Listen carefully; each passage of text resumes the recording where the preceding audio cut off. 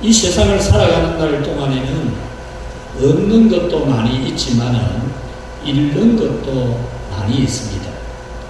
중요한 것을 잃어버리는 안타까운 일을 만나기도 합니다. 건강을 잃어버리는, 정말 중요한 건강을 잃어버리는 경우도 있고, 마음의 평안함과 기쁨과 행복을 잃어버리는 경우도 있습니다. 또 삶에 있는 하나님의 많은 축복, 행복들을 잃어버릴 때도 있습니다. 잃어버리는 때도 있지만은 다시 찾는 회복의 때도 있습니다. 건강을 잃었다가 건강을 찾을 수도 있고, 행복을 잃었다가 행복을 다시 찾을 수도 있습니다. 바른 신앙도 잃을 때가 있습니다. 올바른 신앙, 하나님 말씀을 바르게 배우고 그 말씀대로 하나님을 경외하는 참 신앙을 가졌다가 이런저런 이유로 참 신앙을 잃어버리는 경우도 종종 있습니다. 그렇지만은 우리는 하나님의 성령의 인도하심과 말씀의 역사하심 가운데서 참 신앙, 바른 신앙도 다시 찾고 회복을 하게 됩니다. 사랑하는 우리 늘푸른 교회 성도 여러분, 여러분들이 잃어버린 것, 안타깝게 잃어버리고 있는 것은 어떤 것이 있습니까? 여러분이 잃어버린 행복과 잃어버린 참 믿음과 잃어버린 하나님의 모든 복을 다시 찾게 되는 하나님의 은혜가 있기를 주 예수님의 이름으로 축복합니다. 지금 우리가 살아가는 이 시대는 전 세계가 회복을 바랍니다.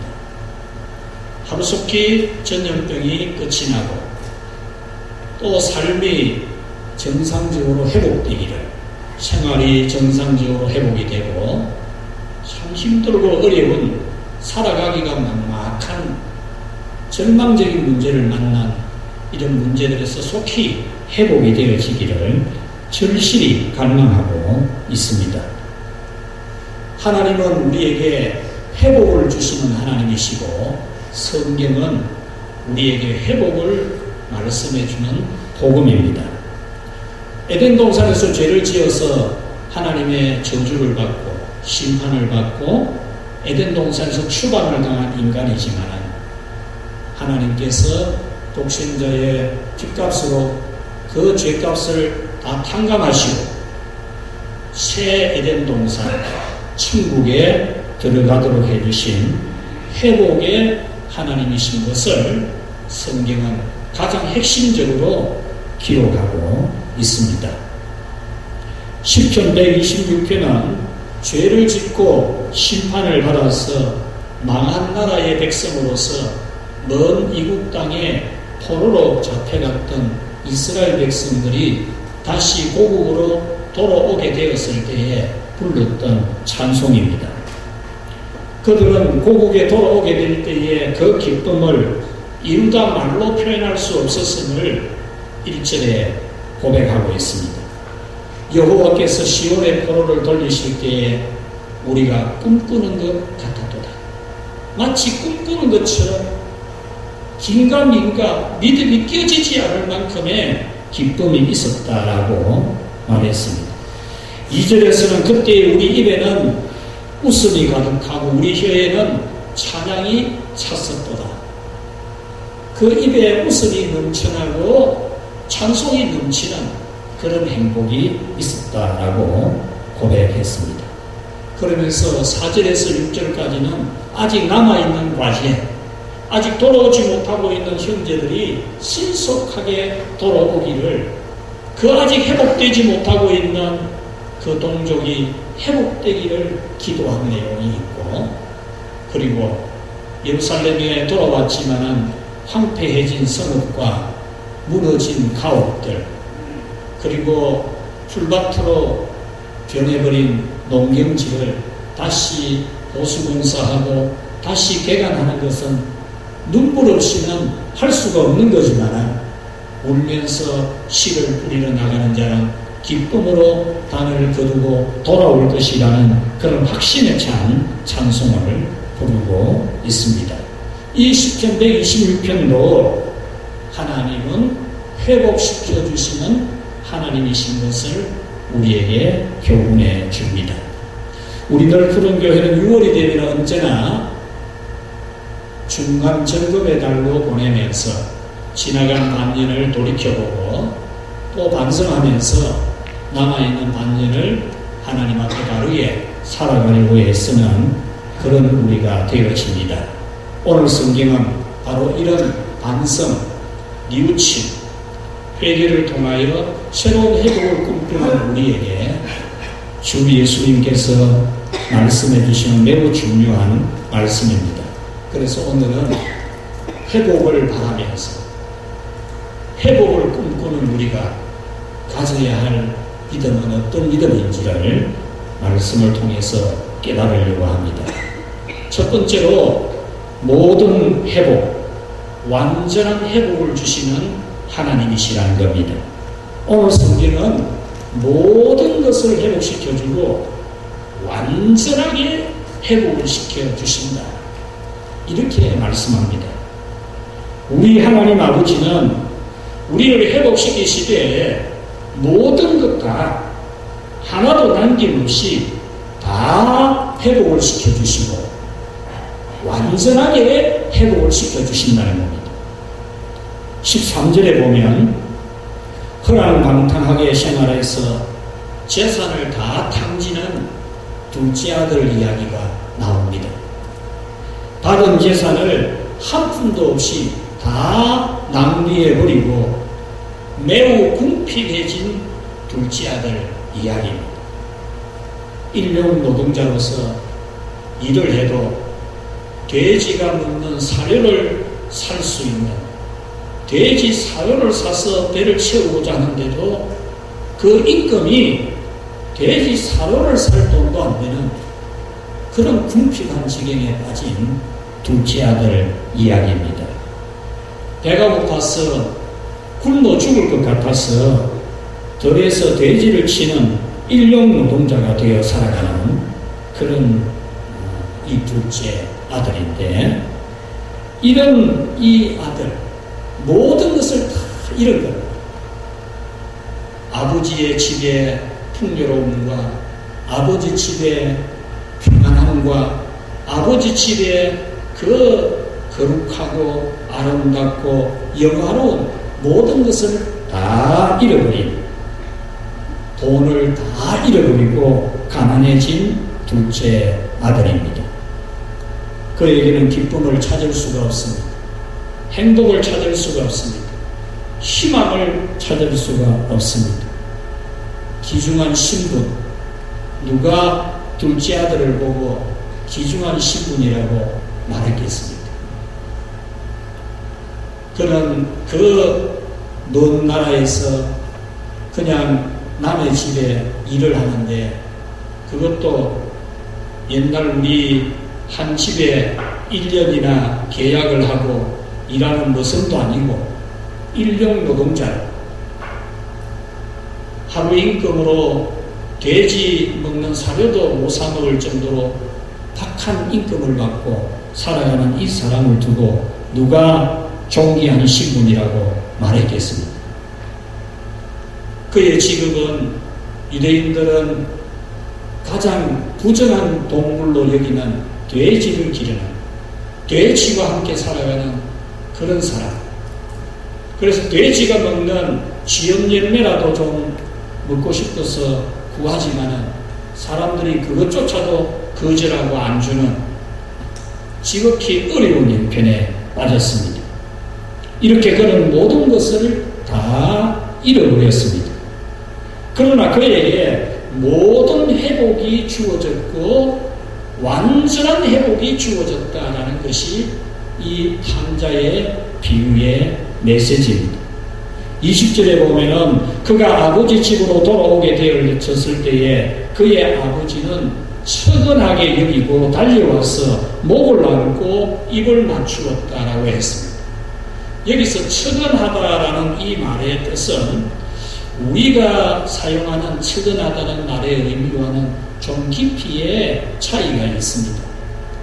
이 원문에서 말하는 측은하다라고 하는 이 원문의 뜻은 아버지로서 형편없이 되어 있는 이 아들, 거지꼴로 해서 돌아온 이 아들에 대해서 도와주지 않으면 견딜 수가 없는, 정말 이 아들을 반드시 도와줘야 되겠다, 모든 것을 다시 회복시켜줘야 되겠다는 마음이 간절하게 일어나는, 그렇게 도와주지 않고는 견딜 수가 없는 아버지의 마음을 측은히 여기는 마음이라, 이렇게 표현을 했습니다. 그리고 입을 맞추었다라고 하는 이 말은 아무 조건 없이 받아들이고 용서한다는 의미입니다. 지금 아버지가 거지꼴로 해서 돌아온 이 둘째 아들의 입을 맞추면서 목을 껴안고 이렇게 맞이하는 것은 무조건적으로 용서한다는 겁니다. 네가 돈을 다 어디 썼느냐, 어디서 살다가 무슨 짓 하고 왔느냐 묻지 않는 겁니다. 무조건적으로 용서한다는 의미가 입을 맞추는 행위입니다. 그러므로 이 당자가 맞이한 회복은 도와주지 않으면 마음이 아파서 견딜 수 없는 상태로서 반드시 회복시켜 주려 하는 회복이고, 무조건적으로 회복을 시켜주겠다고 하는 회복입니다. 이 회복은 오늘 이곳에 있는 우리를 하나님께서 도와주시지 않으시고서는 견딜 수가 없는, 거지꼴로 온 우리를 회복시켜주지 않고는 견딜 수가 없는 아버지 하나님의 마음, 우리를 반드시 회복시켜 주려고 하는 아버지 하나님의 마음을 말씀해 주는 겁니다. 이 아버지가 둘째 아들의 입을 맞추듯이 우리의 죄에 대해서 묻지 아니하고 우리가 모든 것을 잃어버린 이 모습을 보는 하나님 아버지는 우리의 지난날 잘못을 묻지 아니하고 무조건적으로 용서해주고 받아주겠다는 그런 하나님 아버지의 모습이라는 겁니다. 그러므로 우리 늘푸른교회 성도 여러분들께서는 여러분을 도와주지 않고서는 견딜 수가 없는 아버지의 마음을 가지신 하나님, 여러분들의 모든 죄에 대해서 무조건적으로 용서해 줄 마음으로 여러분에게 입을 맞추시는 하나님 아버지를 믿으시기를 축원합니다. 22절에 보면은 제일 좋은 옷을 입히고 손에 가락지를 끼우고 발에 신을 신기라라고 말씀합니다. 여기서 좋은 옷을 입히고 가락지를 끼우고 신을 신긴다는 것은 극빈 대우를 말합니다. 이 아들은 집안의 재산을 탕진하고 왔지만은 그 아버지는 그 아들에게 극빈 대우를 한다는 겁니다. 요셉이 애굽의 총리가 되었을 때 애굽의 왕 바로가 이 요셉에게 하사한 물품이 옷이고 반지고 그리고 신발입니다. 제일 좋은 옷이라고 하는 것은 그의 신분을 제일 높은 신분으로 올려준다는 겁니다. 그의 영광과 영예를 회복시켜준다는 겁니다. 잃어버렸지만 방탕한 생활로 가출한 것으로 모든 것을 탕진한 것으로 다 잃어버린 아들의 지위, 아들의 영광, 아들의 영예를 회복시켜준다는 겁니다. 가락지를 끼워 반지를 끼워주는 것은 예로부터 장신구, 장식 도구이기도 하지만은 고대 사회에서는 인장 반지로서 자격과 권리를 의미합니다. 그러므로 이 아버지는 재산을 다 탕진한 그 집에 대해서 아무런 권리도 행사할 수가 없는 그런 탕자지만은 그 아버지는 그 아들에게 모든 권리와 자격을 회복시켜 주셨다라는 겁니다. 발에 신을 신겼다라고 하는 것은 자유를, 신분을 자유인의 신분이 되게 했다는 겁니다. 남의 종으로 살아가는 그런 이 둘째 아들이었지만 그의 신분을 자유인의 신분으로 회복을 시켜준 겁니다. 모세가 하나님의 소명을 받을 때 신을 벗으라는 음성을 듣습니다. 그 신은 종은 신을 신을 수 없다는 것입니다. 하나님의 소명을 받는 사람의 자세는 종의 자세가 되어야 되기 때문에 종이라고 하는 것은 주인의 명령에 절대 복종해야 되는 신분이기 때문에 종의 자세, 신발을 신지 말라, 신발을 벗으라는 말씀을 했던데 오늘 이 본문에서는 신을 신겨준다는 것은 이제 신분이 종이 아니고 아들이고 자유인이라는 것입니다.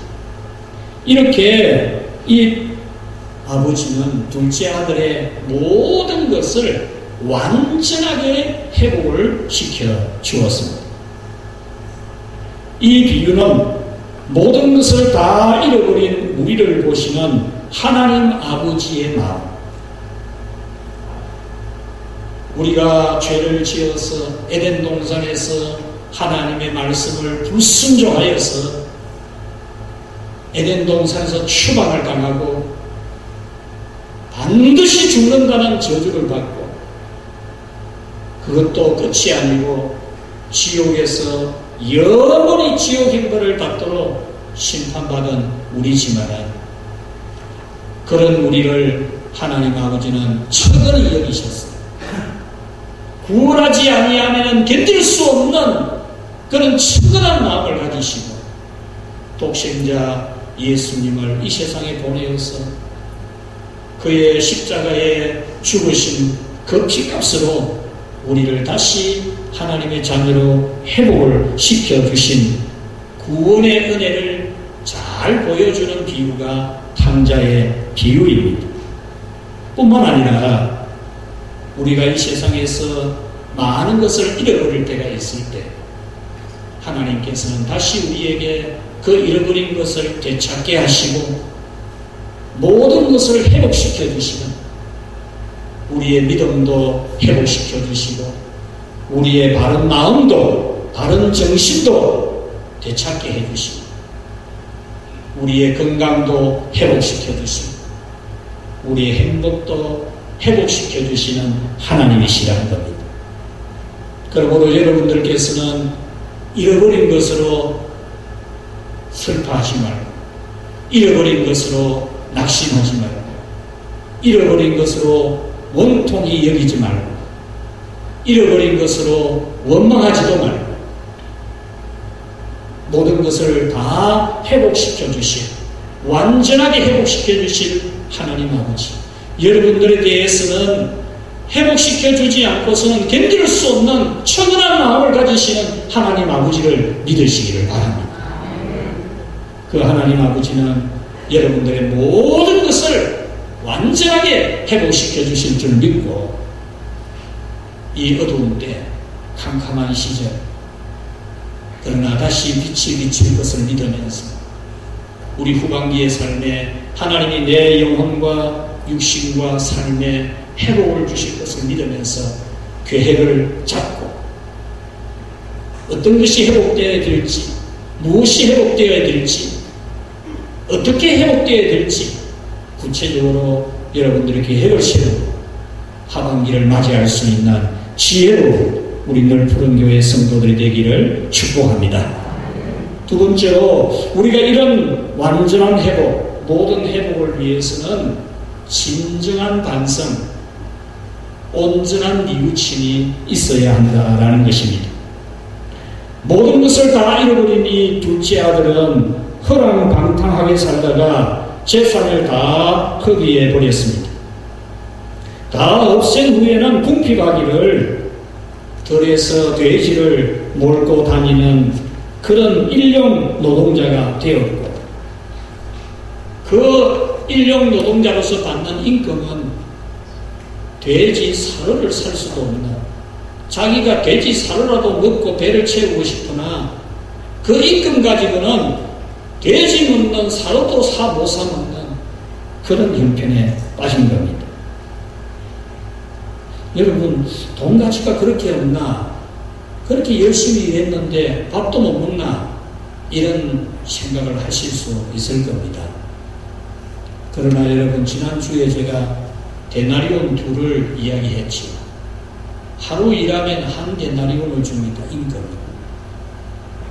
그런데 그때의 이 돈의 가치라는 것은 하루 일하면 한 데나리온이지만 그 한 데나리온은 여간 비로소는 2달치에 해당이 되거든요. 2달치. 돈의 환산 가치가 시대마다 다른데 오늘 우리는 하루 일하면 며칠 먹을 것을, 좋은 것을 사 먹을 수 있을 만큼의 돈을 받을 수 있지만 이 시대의 인력 노동자는 돼지 먹는 사료도 못 사 먹을 그런 인력 노동자였다라는 겁니다. 구체적인 예를 들어보면 예수님의 비유 중에 포도원 비유가 있습니다. 많은 사람들이 인력 노동자로 써주기를 바라면서 인력시장 같은 곳에 모여 있습니다. 그러나 누가 데려다가 일을 시켜주는 사람이 없습니다. 포도원 주인이 나와보니까 아침에도 사람이 많아서 며칠 데려다가 일을 시켰는데 정오에 나와보니까 아직 그대로 인력시장에서 놀고 있는 사람이 많았습니다. 또 데려다가 일을 시켰습니다. 나중에 해지기 1시간 전에 와보니까 그때도 인력 노동자들이 인력시장에서 놀고 있는 겁니다. 왜 이렇게 놀고 있느냐 했을 때에 우리를 데려다가 일 시켜주는 사람이 없다 라는 말이 나옵니다. 오늘 이 성경 말씀 바로 일 시켜주는 것이 없는, 일거리가 없는, 일을 해봐야 겨우 돼지가 먹는 사료 겨우 사서 입에 풀칠하는 정도로 살아가는 그런 형편이었다라는 겁니다. 그런 가운데서 이 둘째 아들은 반성을 하게 됩니다. 내가 왜 이렇게 되었나? 내가 왜 이 꼴이 되었나? 뉘우치게 되어집니다.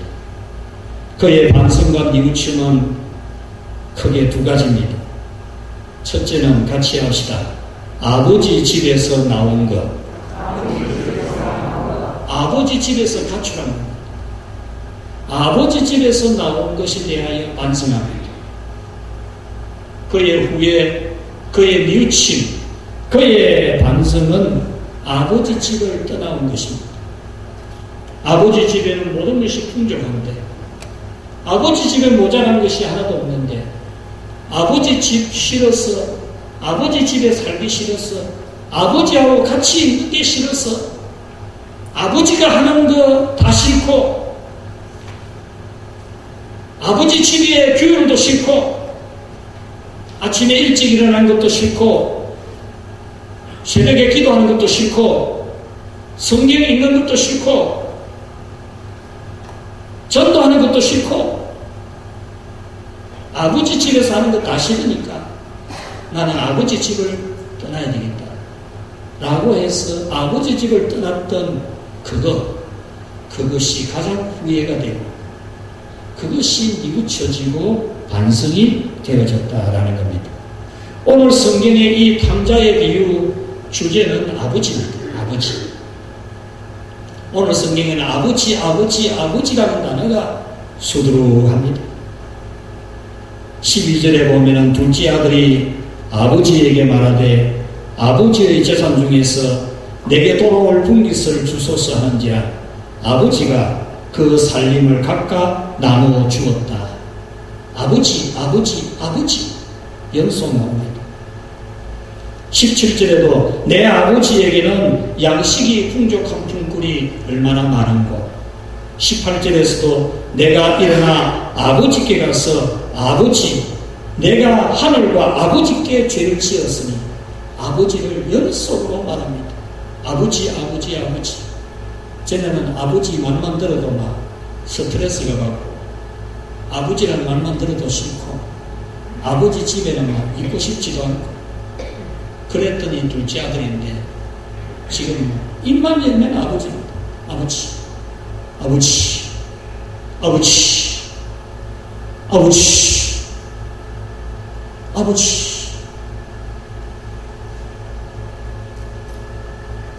오늘 우리에게 이 반성이 있어요. 아버지, 아버지. 일하면서도 아버지, 기도하면서도 아버지, 아버지가 찾아져야 돼요. 아버지. 19절에 지금부터는 아버지의 아들이라 일컬음을 감당하지 못하겠나이다. 20절에서는 이에 일어나 아버지께로 돌아가니라. 아직도 거리가 먼데 아버지가 그를 보고 천히 여겨 달려가 목을 안고 입을 맞추니. 21절 이르되 아버지 내가 하늘과 아버지께 죄를 지었습니다. 지금부터는 아버지의 아들이라 일컬음을 감당하지 못하겠나이다. 22절 아버지는 종들에게 이르되 제일 좋은 옷을 내어다가 입히라고 합니다. 이렇게 오늘 성경은 아버지라는 단어가 가득합니다. 이것은 예수님께서 탕자의 비유를 말씀하신 가장 중요한 목적입니다. 탕자의 반성과 뉘우침의 핵심, 그것은 아버지 집을 떠난 것이 잘못이었다. 그것입니다. 돼지 사료로도 배를 채우지 못하고 허기가 져서 온몸에 힘이 다 빠져서 현기증이 나는 죽을 것 같은 그런 상태에서 생각난 것은 아버지 집. 17절에 보면은 배가 너무 고파서 반성을 하고 뉘우쳐서 한 말은 내 아버지에게는 양식이 풍족한 품꾼이 얼마나 많은고라고 했습니다. 여기서 품꾼이라는 이 말은 인력 노동자를 말합니다. 아까 말씀드린 날마다 인력시장에서 데려다가 일시키는 인력 노동자를 의미합니다. 이 둘째 아들은 자기 아버지 집에는 인력 노동자가 많다는 겁니다. 자기 아버지 집은 부잣집이라는 거죠. 많은 인력 노동자가 있고 그 인력 노동자도 제가 아버지 집에서는 배부르게 먹고 산다는 겁니다.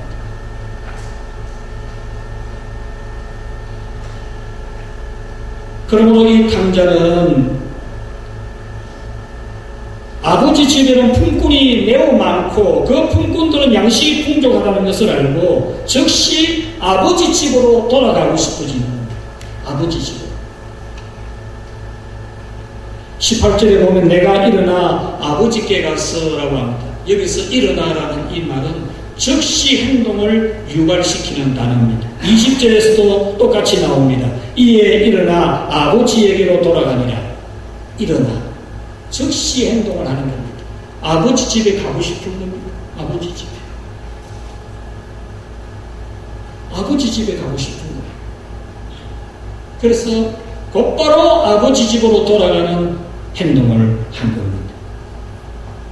탕자의 후에 탕자의 반성, 탕자의 뉘우침은 아버지 집을 멀리 떠난 것입니다. 아버지 집을 떠난 것이 얼마나 잘못된 것인지 비로소 깨달은 것입니다. 탕자는 아버지 집을 그렇게도 떠나고 싶어 하였습니다. 아버지와는 모든 것이 안 맞는 것 같았습니다. 자기하고 아버지는 너무 안 맞는 것 같았습니다.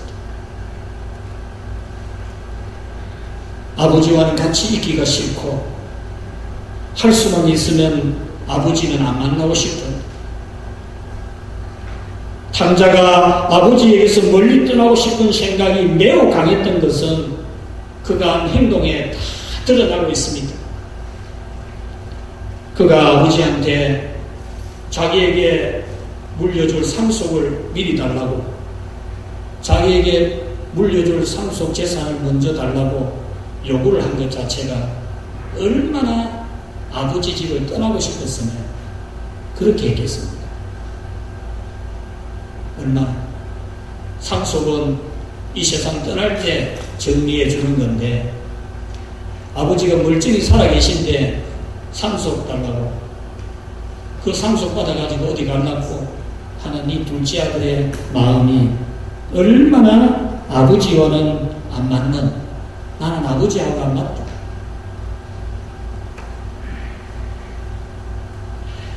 그는 아버지로부터 재산을 상속을 받았을 때에 단 며칠 만에 팔아치우고 돈을, 현금을 만들어서 떠납니다. 이것은 그가 얼마나 계획을 세웠는지, 얼마나 아버지 집을 떠나려고 계획을 세우고 얼마나 많은 생각을 했는지를 단적으로 보여주는 겁니다. 이미 벌써 생각 다 해놓은 겁니다. 아버지 집 떠납니다. 그래서 그는 그 돈을 가지고 먼 나라로 갔습니다. 상속은 부모가 돌아가시기 전에 정리하는 것인데 미리 요구하고, 왠지 아버지는 싫습니다. 아버지 같은 분 안 보고 싶은 거죠. 죽음 있는 아버지 집은 싫습니다. 밥도 제때 먹는 것이 자기는 이해가 안 됩니다. 밤에 일찍 자고 아침에 일찍 일어나는 것도 이해가 안 됩니다. 왜 그래야 되는지 납득이 되지 않습니다. 왜 열심히 일해야 되는지 그것도 이해되지 않습니다. 그는 집을 나가서 자기 마음대로 하고 싶은 대로 살았습니다. 호색하고 방탕하게 살았습니다. 여러분, 우리가 예수님을 믿고 하나님의 자녀가 된다는 것은 이때까지 세상에서 살아가던 모든 삶은 죄된 생활이었다. 그것은 하나님의 심판과 저주를 받는 멸망의 길이다.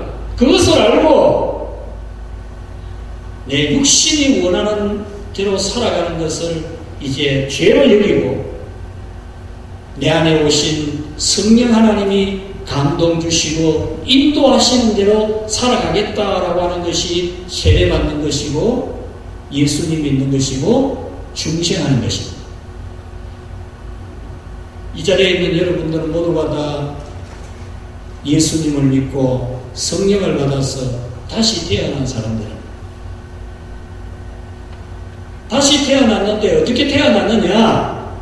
내 육신이 원하는 욕심과 욕망대로 사는 것을 끝내고, 내 안에 오신 성령 하나님이 내 마음에 생각나게 하고 감동 주고 인도해 주는 대로 살아가는 사람이 되는 것이 여러분이 세례받은 것이고 다시 태어난 것입니다. 오늘 이 본문에 나오는 이 둘째 아들 탕자는 아버지 집에서 아버지의 그 규범, 아버지의 삶을 살아가는 것이 너무 싫은 겁니다. 그래서 정반대로 아버지 집을 떠나고 내 하고 싶은 대로, 내 육신이 하고 싶은 대로, 내 육체의 욕망대로, 욕심대로 살고 싶어서 아버지 집을 떠난 것입니다. 우리가 받는 학습 서약을 한번 보면, 첫 번째, 이제부터는 죄인된 생활을 버리고 참신이신 하나님만 믿고 섬기기로 써야 합니까? 우리가 예수님 믿고 교회 나와서 첫 번째로 써야 하는 첫 번째 서약입니다. 학습받을 때 하는 서약입니다. 첫 번째 서약입니다. 죄인된 생활을 버리고 참신이신 하나님만 믿고 섬기기로 써야 합니까? 예수님만이 우리를 죄악에서 구원하신 구주이심을 확실히 믿습니다. 친구약 성령을 하나님의 말씀으로 믿고 매일 읽고 배우며 그 말씀대로 순고하기로 써야 합니까? 주일을 거룩하게 지키고 교회의 예법을 배우며 어떠한 경우에도 기도하며 끝까지 믿기로 써야 합니까? 우리는 바로 이것을 선택합니다. 이렇게 다시 태어난 사람들입니다. 이 둘째 아들은 이것을 선택한 것이 아니고 나는 내 하고 싶은 대로 살고 싶다. 나는 내 육체가 원하는 대로 허랑방탕하게 호색하면서 살고 싶다. 그것을 선택하는 겁니다. 오늘날도 많은 그리스도인들 중에는 거꾸로 선택하는 사람이 있습니다. 학습받고 세례받고 직분 받을 때 서약은 기억도 안 나고 생각도 안 나고, 아이고 매주일 교회 가고 교회 봉사하고 그거 하고 나 하고 나랑 맞다. 나는 시간도 잘 안 되고 몸도 안 따라주고 나는 막 그거 하고 나랑 맞다. 나는 막 내 하고 싶은 대로 안 한다. 교회 다니는 것도 믿음 생활하는 것도 난 내가 시간 되면 하고 내가 여건이 되면 하고 내 마음이 움직이면 하고 나는 뭐 세상에 이것도 하고 저것도 하고 내 육체가 좋아하니까 하고 이렇게 살고 싶다. 이렇게 역선택을 하는 사람들이 많이 있습니다. 이 시대가 바로 그런 시대입니다. 이 시대에 많은 그리스도인들이 이 선택을 하고 살아가고 있습니다.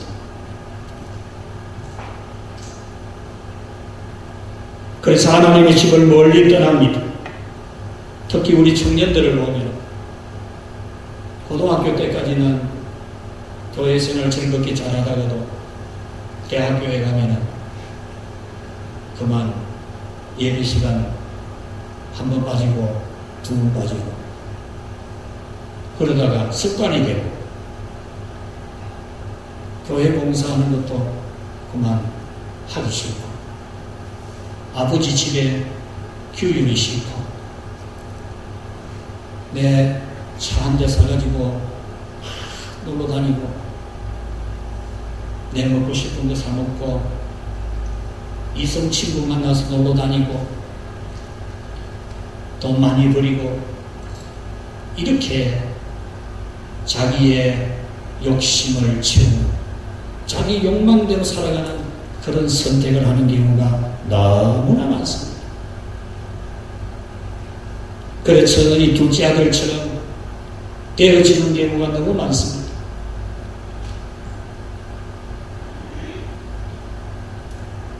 하나님의 집을 멀리하고 하나님으로부터 받은 직분을 버리고 성령의 선물들을 세상 것과 바꾸어버리는 경우가 많습니다.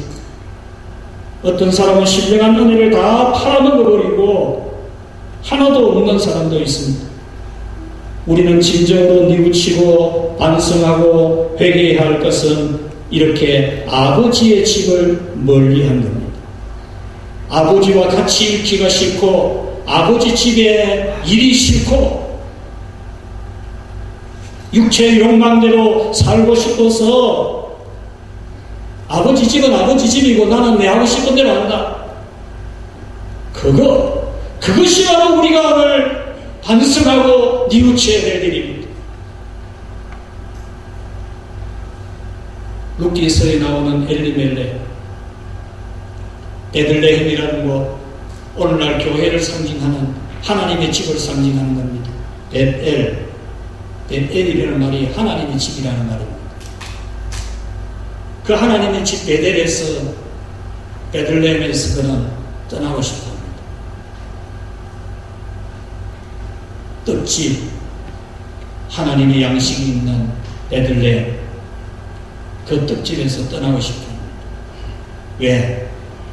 그곳에는 고리타분하니까, 그곳에는 흉년이 들었으니까, 경기가 안 좋으니까, 보니까 별로 돈벌이가 안 되는 것 같으니까, 그 사는 사람들이 다들 가난하니까, 그래서 기업으로 내려오는 땅을 처분하고 모압으로 이민을 갑니다. 그곳에 가서 두 아들도 죽고 자기도 죽고 나오미 엘리멜렉의 아내만 살아남고 며느리 하나 데리고 다시 베들레헴으로 돌아옵니다. 하나님의 집으로 돌아옵니다. 이 엘리멜렉이 베들레헴 떠날 때는 하나님의 집이 싫은 겁니다. 그 사람들도 보기 싫고 뭐 구질구질하게 살아가는 것도 싫고. 엘리멜렉은 부자거든요. 부자니까 싹 처분해갖고 다른 데 가자 간 겁니다. 그런데 결과는 어떻게 되었습니까? 자기 죽고 두 아들 죽고 혼자 된 여자 셋만 남은.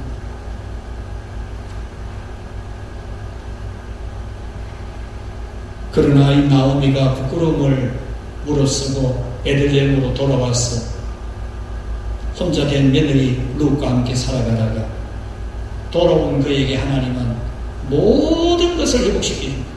모든 것. 나오미를 얼마나 회복시켜줍니까? 다윗은 시편 23편 6절에서 이렇게 말합니다. 나의 평생의 선하심과 인자하심이 정녕 나를 따르리니 내가 여호와의 집에 영원히 거하리로다. 경건하게 살아가는 성도들은 하나님의 집에 영원히 사는 것이 소망입니다. 그러나 많은 사람들은 하나님의 집을 떠납니다. 지금 이 땅에 수많은 사람들이 하나님의 집을 떠나고 있습니다. 하나님의 집이 싫습니다. 믿는 거 내가 나는 믿는다. 교회 안 가도 믿는다. 자기 혼자 믿는다 생각합니다. 사랑하는 성도 여러분, 여러분들이 이 6월에 한번 반성해 보십시오. 나는 하나님의 집을, 주님의 교회를 어떻게 생각하고 있는지. 아버지에 대한, 아버지라는 이름에 대한 반성과 뉘우침. 이것이 있을 때 우리는 완전한 회복, 모든 것이 회복이 주어집니다.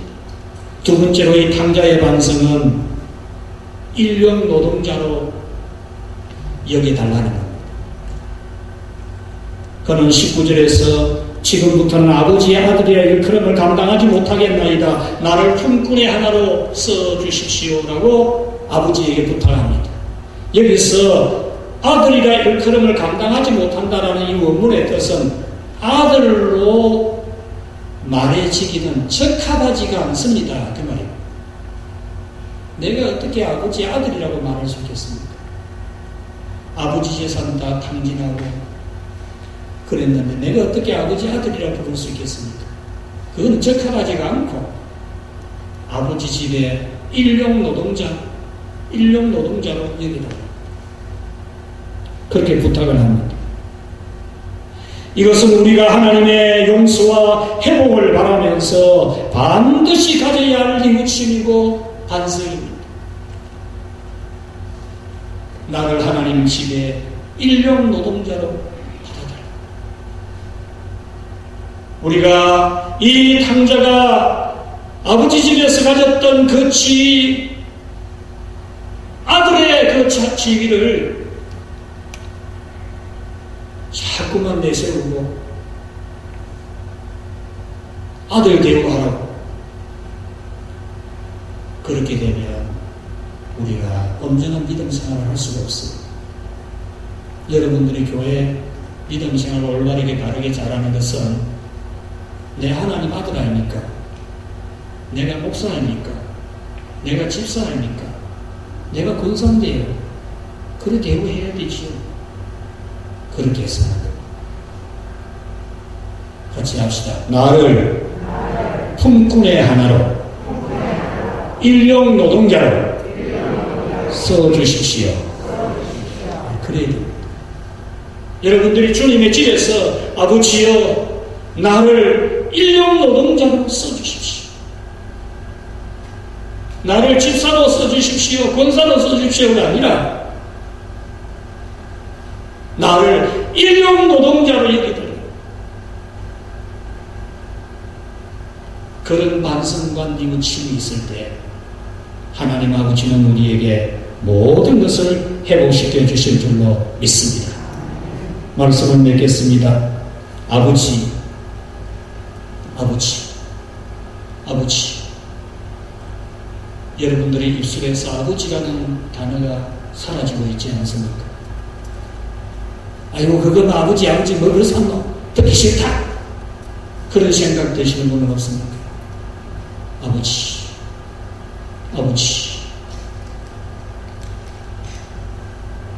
아버지라는 이름이 여러분에게서는 싫은, 청소년기에 방황하는 아들이 꾸지람하는 아버지는 싫고, 공부하라 하는 아버지는 싫고, 늦잠 자는 그 꾸지람하는 아버지는 싫고, 그래서 아버지는 보기 싫고 집 나가고 싶은 그런 마음 가지듯이 여러분이 하나님 아버지를 멀리하는 그것은 곧 탕자가 되는 길입니다. 모든 것을 잃는 길입니다. 다시 반성하고 뉘우쳐서 아버지를 찾는, 그래서 아버지에게 와가지고 내가 아들이니까 아들 집이 달라고 또 요구하지 말고 나를 품꾼의 하나로 받아라. 주님의 집에 품꾼 정도로 써달라고. 그렇게 하는 우리가 될 때 하나님 아버지는 우리의 모든 것을 회복시켜 주실 줄 믿습니다. 하나님 아버지 감사합니다. 탕자 같은 저희들을 다시 돌이켜 회복시키려고 반성하며 뉘우친 이 두 번째 아들을 보게 해주신 것을 감사합니다. 주님, 참으로 아버지 집이 얼마나 중요한지 확실하게 깨닫는 반성이 이 6월에 있게 해주시고, 이제 아버지 집에 품꾼의 하나로 써달라고 부탁할 수 있는 참된 회복이 우리에게 있게 하여 주시옵소서. 예수님의 이름으로 기도하옵나이다. 아멘.